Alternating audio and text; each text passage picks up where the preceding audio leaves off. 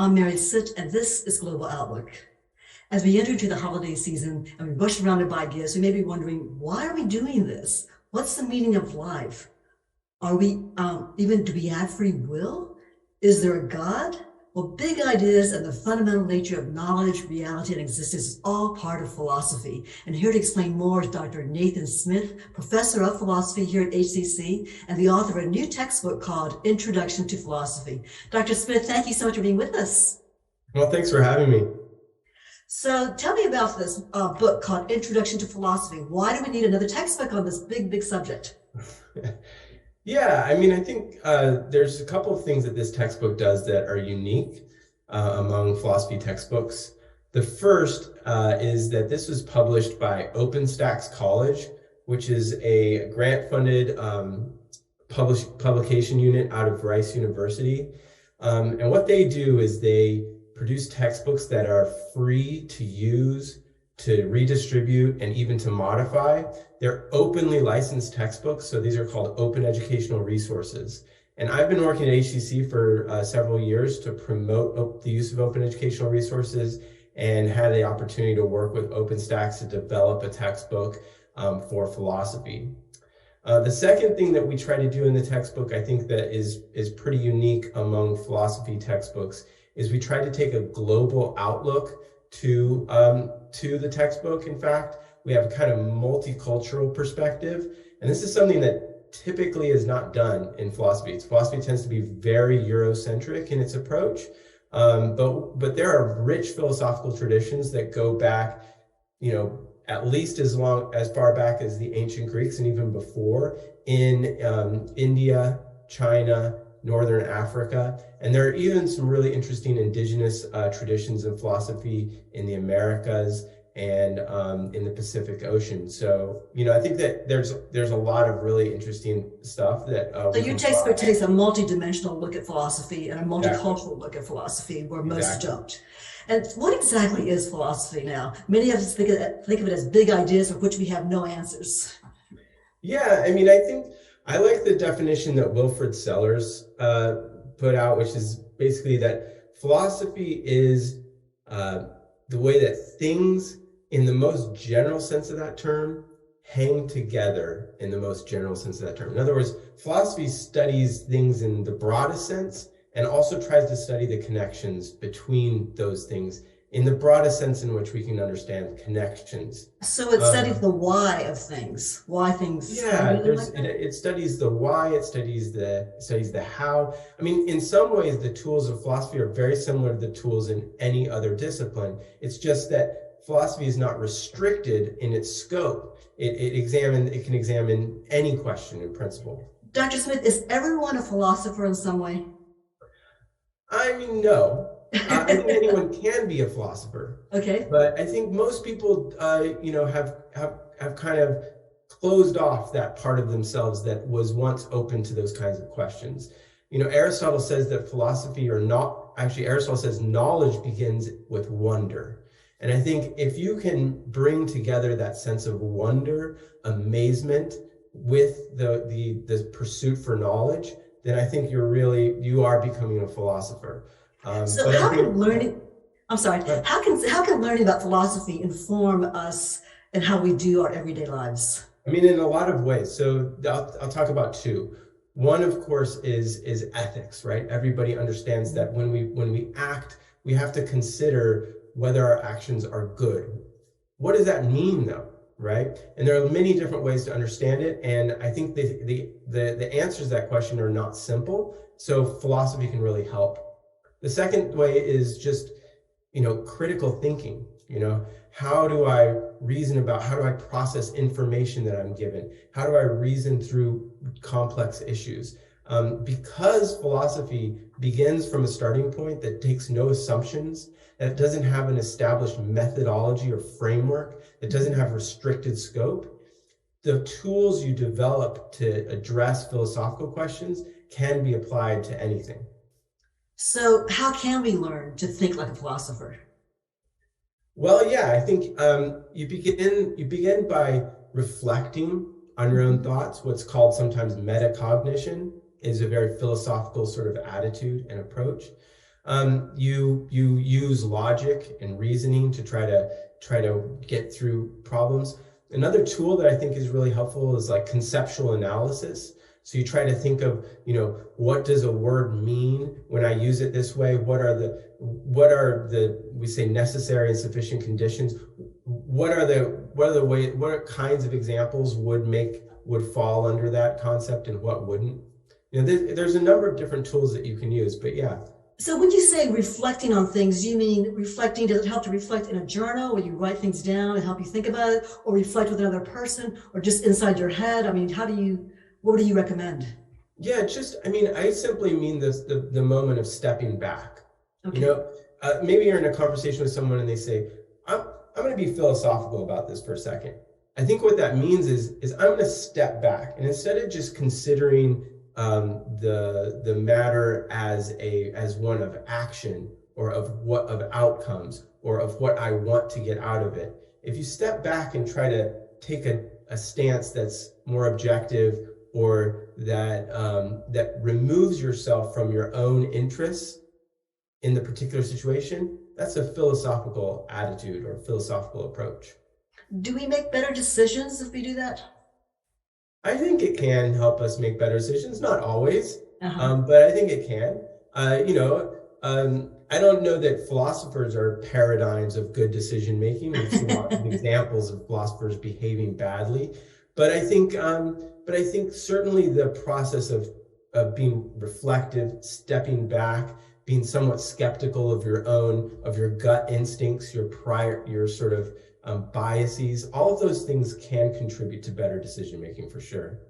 So a little more deliberate in our thinking and our action, not just flying by the Absolutely. seat of our pants or just gut feeling, right? It's a Absolutely. balance between that. Um, how did you choose your contributing? Oh, you said it's an open textbook. Okay.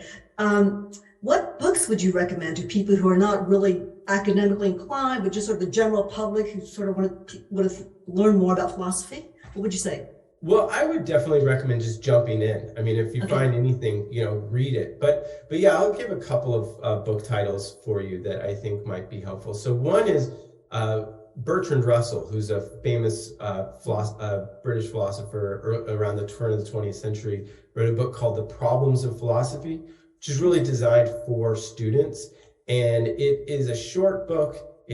It's really well written, and it covers many of the basic problems of sort of contemporary analytic philosophy. Another book I'd give is How to Be a Stoic by Massimo Pigliucci. He's a contemporary author, a very good writer, and Stoicism, I think, is a really interesting ethical approach. And it's not what most people think. It doesn't mean sort of hardening yourself and taking things, being stoic about it, not having emotion. It's really about how to achieve happiness through virtue and through avoiding sort of the swings of emotion that tend to kind of take us. And then the final book I give you that I think is kind of an interesting topic is by Daniel Dennett, who's another contemporary philosopher.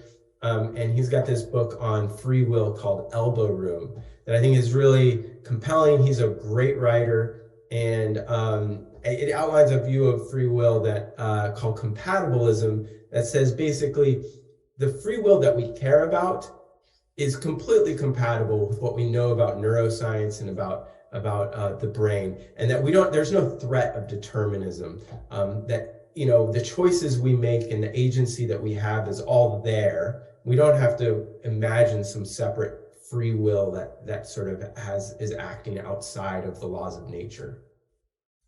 Okay, so those are three good books to add to our wish list, right? Yeah, for sure. And then our final minute, tell me, as a philosophy professor, what do you find the most fulfilling in your career? Oh, wow. I mean, I love doing philosophy. So anytime I get to sit down with my colleagues and think through a philosophical problem or go to a conference and talk about that stuff, I love that. But I also just really, really enjoy working with students and seeing a student, for instance, for the first time, engage with a problem that they hadn't considered before. And you can kind of just see the impact on their face of kind of of this realization. And that's just that you can't beat that. When you see that light bulb go on. Oh, for That's sure. great. It's Dr. great. Nathan Yeah. Smith, thank you so much for being with us. You bet. Thank you. Coming up next, an honors student from Libya tells us how she's succeeding here at HCC. Stay with us.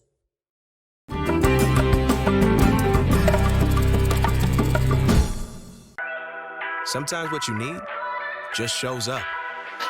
Houston Community College has your back, whether you're knocking out some basics or upping your game for a better job. Enroll today for spring classes and frame your future with HCC.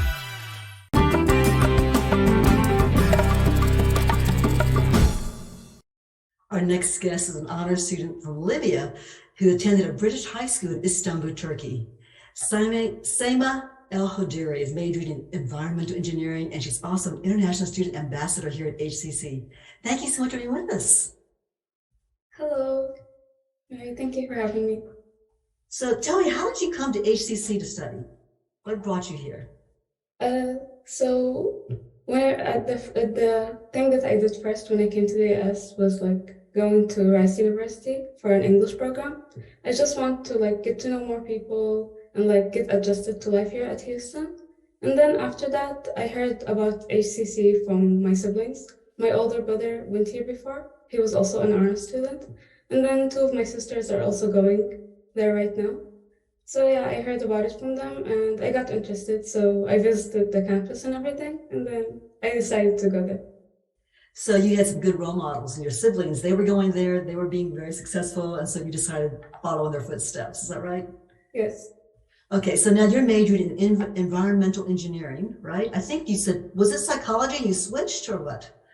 Or Yeah, so I did switch. Actually, You I switched. switched two times. At first, when I applied, it was psychology. And then after that, I felt like I was just interested in like learning more about psychology, but not in the like getting a job related to that. Uh-huh. And when I was in high school, I was like very interested in like nutrition and these things. So yeah, I thought about switching to that. And most of the classes I took were like for the goal of switching to nutrition. But then just recently, like 3 weeks ago, I learned some things about environmental engineering, and I got interested into it, and then I just switched my major. So what fascinates you about environmental engineering, and what do you want to do with that in your career Yeah. down the road? So I'm still learning more about it, but Mhm. what I really like is like the way of like using the natural resources that we have here, or like making everything like even our phones and anything that we use in our daily life, like not harm the environment, like finding ways to make our life efficient, but without also harming our environment and the climate. Being kind to the earth at the same time, renewing our Yes. resources, right? And you want to go back to Libya and use that engineering degree? Yes. Since like right now in Libya, like there are some problems with like having electricity and everything, and I feel like if they use like solar panels or anything related to that, they could easily solve that problem. So I want to go there and help them there.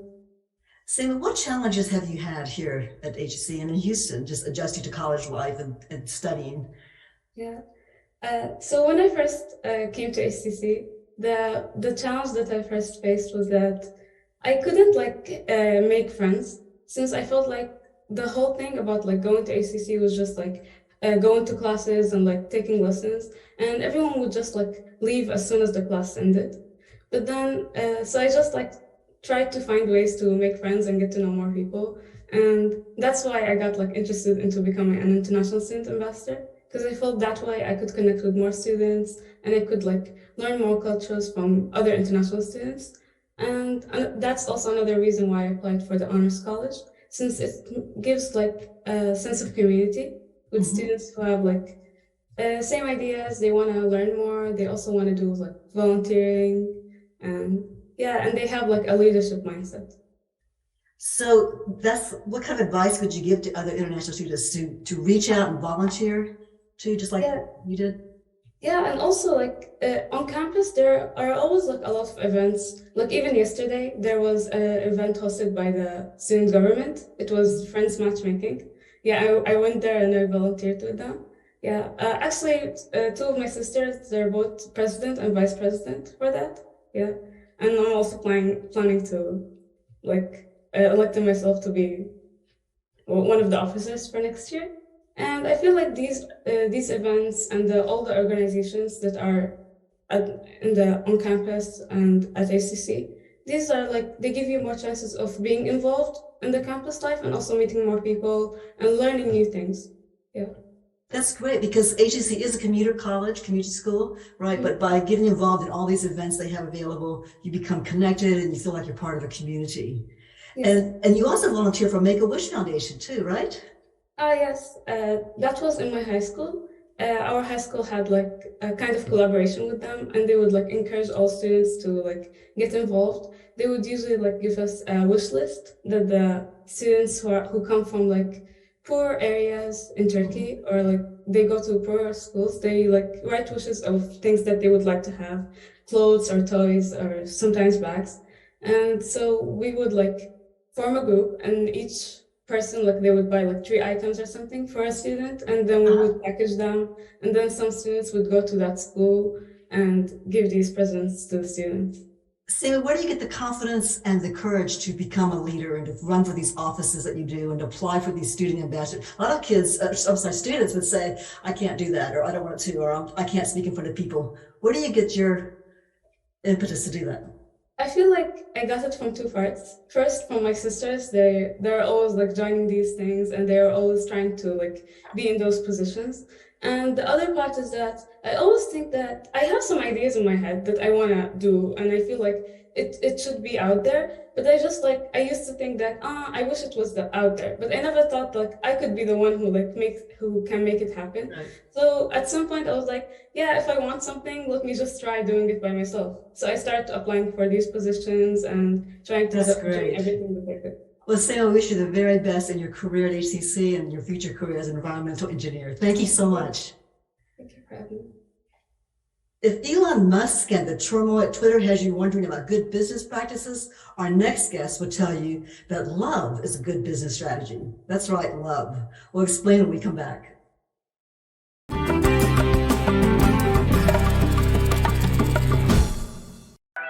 La forma en la que ves tus opciones puede cambiar en un minuto. Houston Community College te ayuda a encontrar tu camino con más de 200 programas que te abren oportunidades a puestos de trabajo. Inscríbete hoy para las clases de primavera y enfoca tu futuro con HCC. Hey, Bobo, do trees tell each other stories? I'm sorry, I'm afraid I don't know that. Hey, why don't we go find out? Listen. Do clouds take naps? I couldn't tell you. Dad, do stars visit their friends? Look!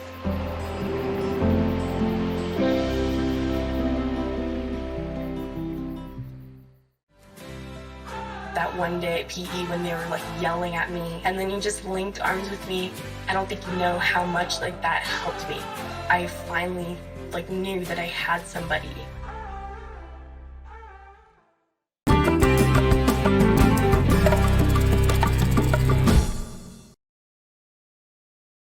Love as a business strategy offers a new and better way of doing business.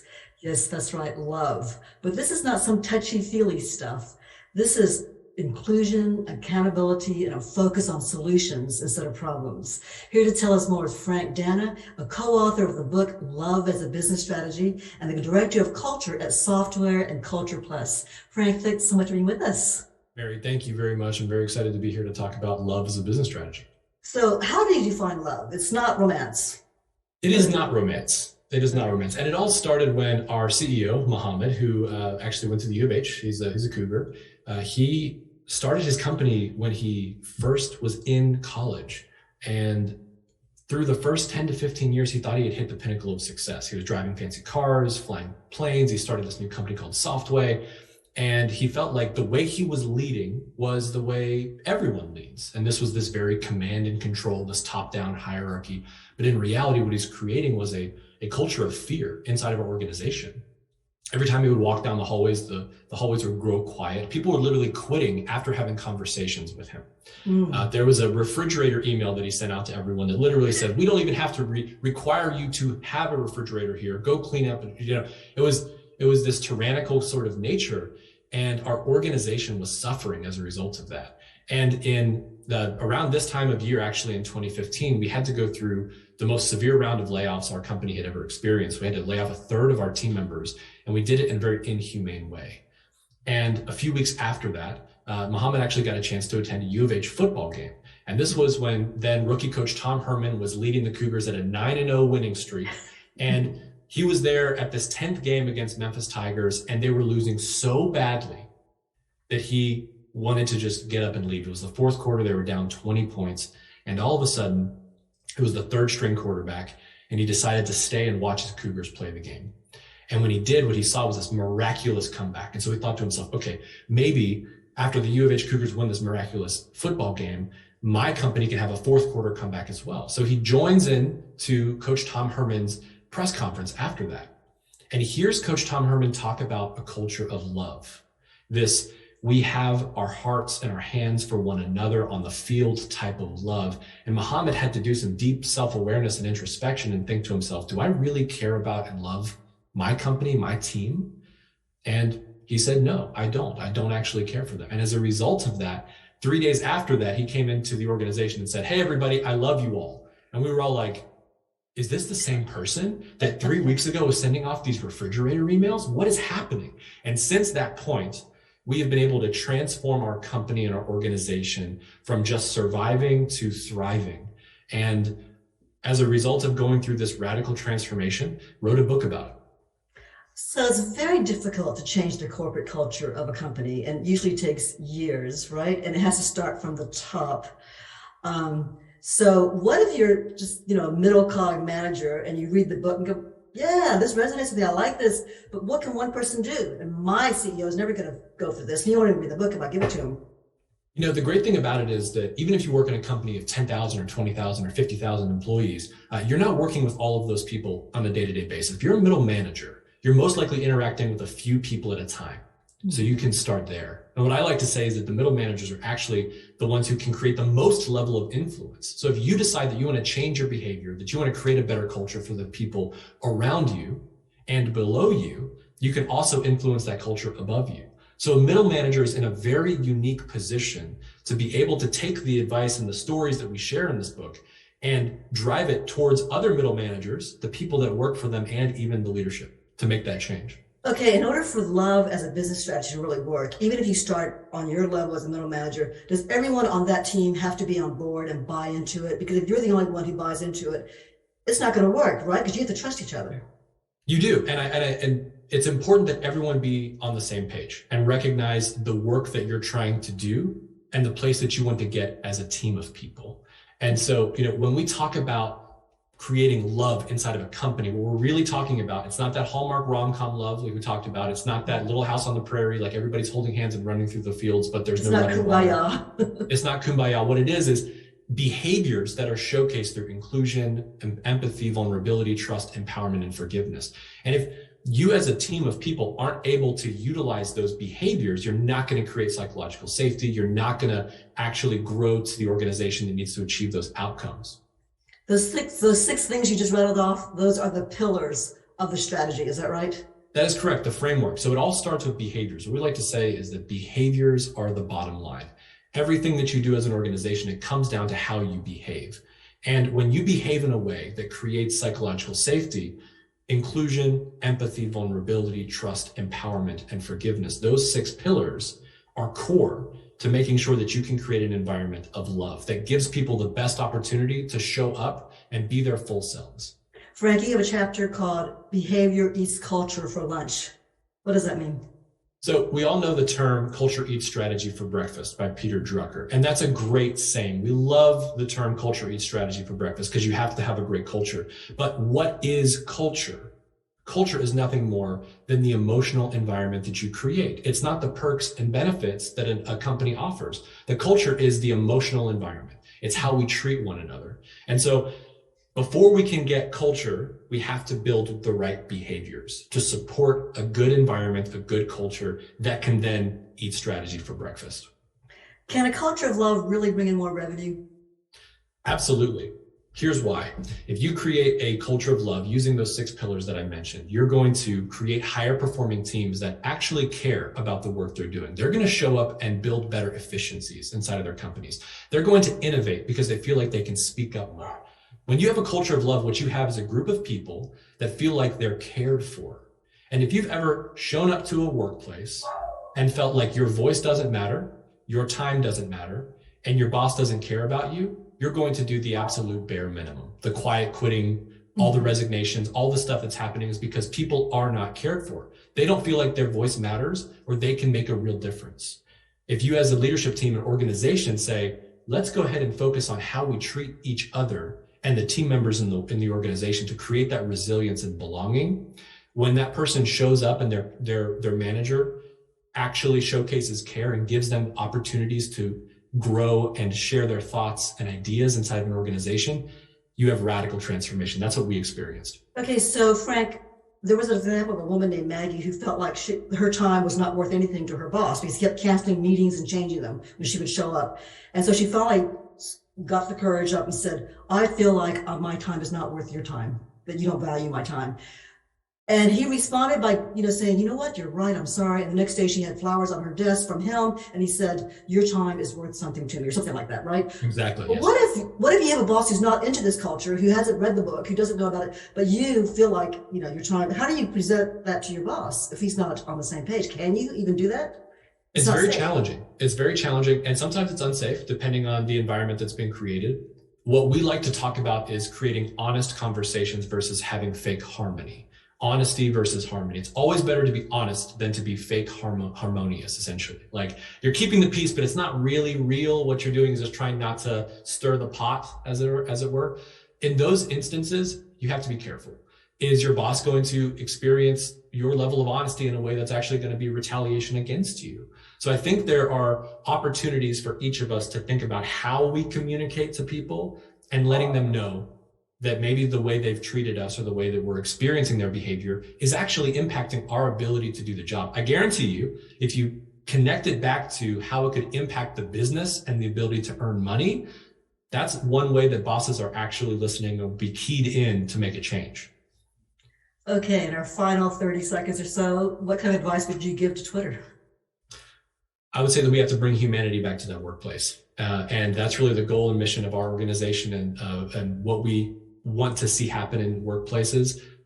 We need to be thinking about the people and the impact that this mass exodus and this approach that Elon is taking is really having on the individuals inside of this organization. You're not going to create a place to do great work and bring great innovation if people don't feel safe. So love as a business strategy, and it works in every industry. Is that right? Absolutely, yeah.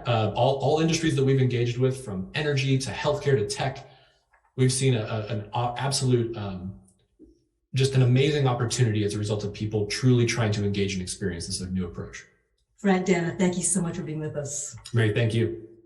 That's all for this edition of Global Outlook. You can catch us on Comcast Channel 19 every Friday and Sunday at 7:30 a.m. and p.m. plus Saturday at 10 a.m.